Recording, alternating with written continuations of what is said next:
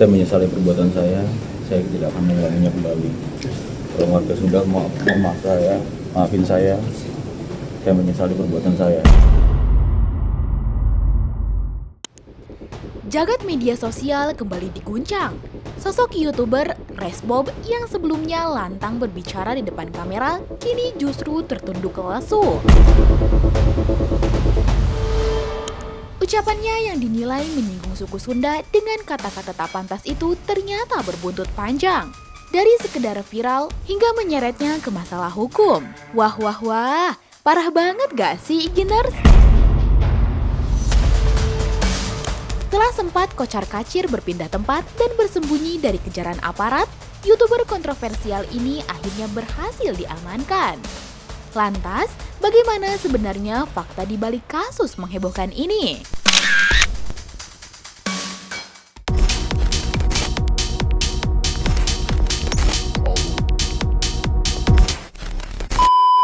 Kasus ujaran tak pantas yang menyeret nama YouTuber Adimas Firdaus alias Resbob kini memasuki babak baru. Setelah videonya viral dan menuai kecaman dari berbagai pihak, Resbob akhirnya harus berhadapan langsung dengan hukum. Semua bermula dari sebuah video siaran langsung yang dilakukan Resbob beberapa waktu lalu. Dalam tayangan tersebut, Resbob secara terbuka melontarkan pernyataan bernada menyinggung pada suku Sunda. Pokoknya semua Sunda Viking Viking. Kata-kata hari ini, Bob. Bonek Viking sama aja, tapi yang Viking. Pokoknya semua Sunda semua orang Sunda. Kalau sematkan ya apa ya, Bob ya? Biar Sematkan apanya? Sematkan salerianya di sini. Saweria. Bisa Tadi- nggak ya? harus ini dulu, jangan basic nanti deh. Nanti besok-besok kita ini upgrade lagi. Woi, jangan bilang gitu, Bob. Jangan bilang gitu, kenapa emang? Emang kenapa?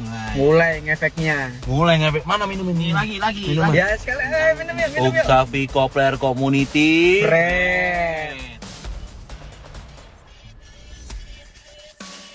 Kita di sini cuma bercanda ya, dan baper. Kalau baper pulang aja. Tak butuh waktu lama, potongan video itu langsung viral di media sosial. Warganet ramai-ramai mengecam dan menilai ucapan Resbob telah melewati batas hingga memicu kegaduhan di jagat maya. Di tengah badai kritik yang datang bertubi-tubi, Resbob sempat muncul lewat sebuah unggahan klarifikasi. Dengan nada menyesal, ia menyampaikan permohonan maaf dan mengakui kesalahannya. Sekali lagi izinkan saya mohon maaf dunia akhirat, lahir batin yang setulus-tulusnya dan yang sebesar-besarnya. Mudah-mudahan saya mendapatkan maaf, ikhlas dan doa semua keluarga besar, semua saudara kita, semua warga keturunan orang Sunda dimanapun berada. Terlebih-lebih saya mohon maaf kepada ibu sambung saya, Umi, maafin Dausmi, terutama juga kepada kiai saya yang saya muliakan dan saya hormati, Profesor Dr. Kiai Haji Asep Saifuddin Khalim. Obsesi saya tidak ada lain kecuali saya ingin menyenangkan dan membanggakan beliau yang adalah representasi daripada orang Sunda juga. Saya tidak pernah berniat berlaku melakukan hal yang mengecewakan beliau. Sekali lagi, kepada semua orang Sunda dimanapun berada, keluarga besar saya yang juga orang Sunda, saya mohon maaf yang sebesar-besarnya. Tidak ada sedikit pun niat saya mengucapkan itu. Tidak pernah ketemu dan tidak masuk akal logikanya. Mudah-mudahan Allah membimbing saya, memberikan hidayah, dan menuntun saya ke jalan yang benar ke depannya. Namun, permintaan maaf itu rupanya belum cukup meredakan polemik Igeners. Beberapa masyarakat pun membuat laporan polisi yang dilayangkan untuk Resbob. Salah satunya adalah adik selebriti Dinar Candy. Ini kita mendampingi Denny Sihabuddin Shogir, ya ini adik dari Dinar Candy. Kami dari Lembaga Bantuan Hukum Serikat Mahasiswa Muslim Indonesia melakukan upaya pendampingan terhadap Denny Sihabuddin Shogir, adik Dinar Candy, untuk melaporkan salah satu TikTokers, ya ini yang dalam akun TikToknya Resbob ya, gitu.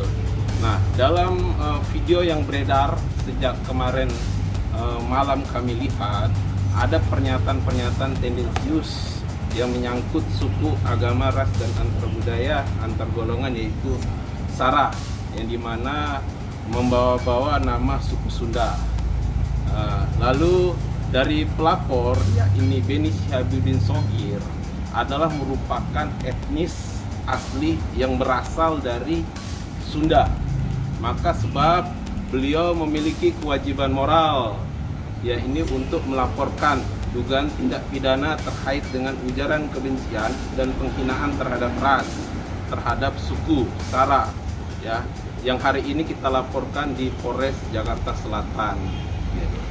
Setelah menerima laporan, tim Cyber Polda Jawa Barat melakukan pencarian intensif. Pada Senin 15 Desember 2025, polisi akhirnya berhasil mengamankan Resbob. Pada sore ini atau malam ini kita berhasil menangkap tersangka atas nama MAF alias Daus alias Resbob, yang kita ketahui minggu lalu cukup membuat gaduh di media sosial, yang mana ada konten videonya pada saat itu mengucapkan menunjukkan salah satu suku yang ada di Indonesia. Menurut keterangan polisi, Resbob disebut beberapa kali berpindah tempat, mulai dari Surabaya, Surakarta, hingga akhirnya ditangkap di sebuah desa di wilayah Semarang. Jadi kita sudah melakukan pencarian mulai dari hari Jumat kemarin sejak ada pelaporan yang bersangkutan ini kebetulan berpindah-pindah kota, dari mulai Surabaya, kemudian ke Surakarta, dan terakhir kita tangkap di Semarang. Kita tangkapnya tadi di desa, ada di desa ya, tidak di rumah, di pendopo. Sedang apa itu Pak? Ya bersembunyi, berupaya untuk bersembunyi.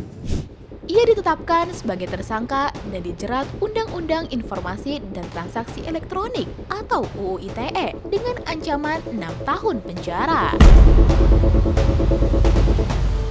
Untuk pasal yang diterapkan yaitu pasal 28 ayat 2, yaitu setiap orang yang mendistribusikan atau mentransmisikan informasi elektronik yang sifatnya menghasut, mengajak mempengaruhi orang sehingga menimbulkan rasa kebencian, permusuhan individu, kelompok masyarakat tertentu berdasarkan ras, kebangsaan, etnis, warna kulit, agama, termasuk suku, yaitu suku Sunda.